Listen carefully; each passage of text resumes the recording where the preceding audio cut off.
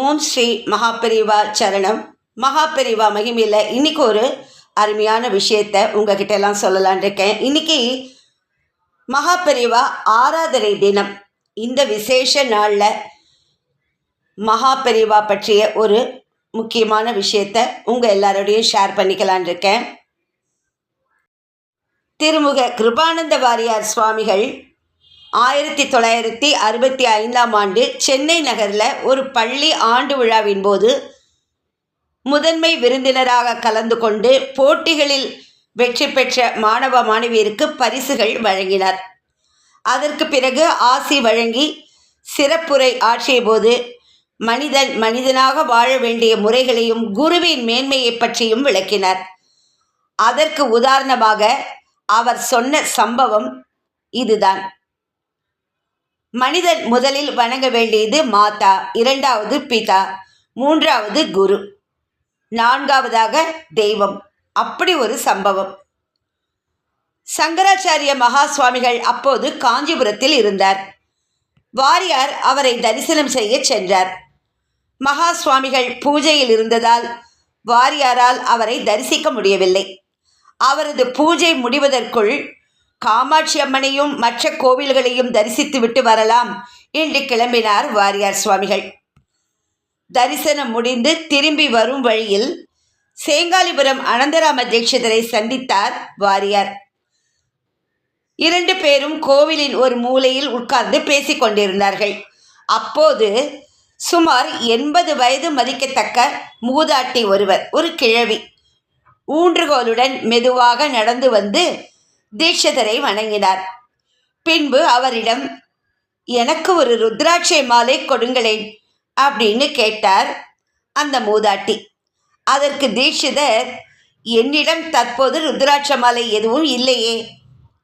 உடனே அந்த மூதாட்டி சொன்னார், காஞ்சி பெரியவரிடம் சொல்லி வாங்கித்தாருங்கள் என்று கேட்டுக்கொண்டார்.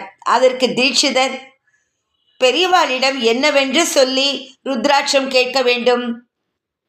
அதற்கு அந்த மூதாட்டி தன் பெயரை கூறி, மகா பெரியவரை அவர் தாயார் பிரசவித்த காலத்தில் உடன் உதவிக்கு இருந்த மருத்துவச்சி கேட்டதாக சொல்லுங்கள் அப்படின்னு சொல்லிட்டு விடை பெற்று கிளம்பினார்.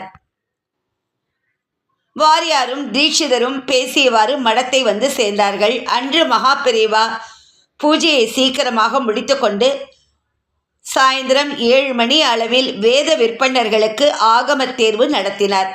அதில் வெற்றி பெற்றவர்களுக்கு விருது, சால்வை ஆகியவை அளித்து அனுப்பி வைத்தார்.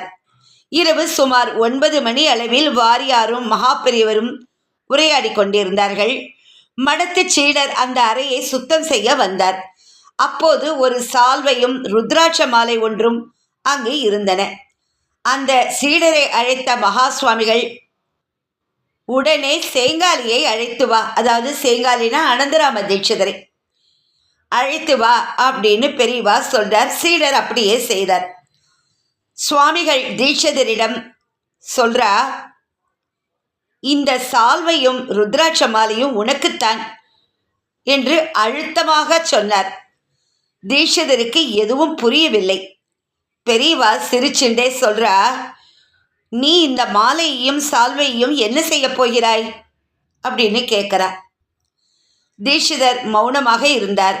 உடனே மகா பெரியவா அவரிடம், இவற்றை பேசாமல் அந்த கிழவியிடம் சேர்த்து விடு, பெயரை சொல்றார். அந்த கிழவியோட பெயரை முற்கொண்டு அந்த இடத்துல சொல்றார். இவற்றை பேசாமல் அந்த கிழவியிடம் சேர்த்து விடு. இந்த தேகத்தை, சரீரத்தை அடையாளம் காட்டினாலே அவளுக்கு நான் நன்றி கடன் பட்டிருக்கிறேன் அப்படின்னு சொன்னா மகா பெரியவா. வாரியாரும் தீட்சிதரும் இதை கேட்டு அப்படியே சிலிர்த்து போய்விட்டார்கள்.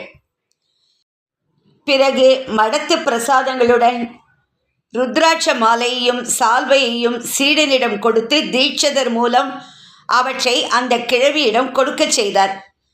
வாரியாரும் தீட்சிதரும் வியப்பு மேலிட கண்களில் நீர் வல்க மகா பெரியவாளை நமஸ்கரித்தார்கள்.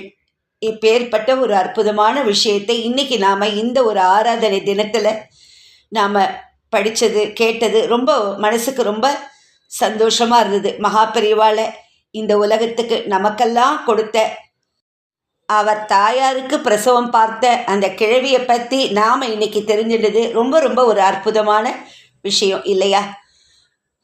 ஹர ஹர சங்கர ஜெய ஜெய சங்கர, ஹர ஹர சங்கர ஜெய ஜெய சங்கர, ஹர ஹர சங்கர ஜெய ஜெய சங்கர. ஓம் ஸ்ரீ மகாபெரிவா சரணம். நமஸ்காரம்.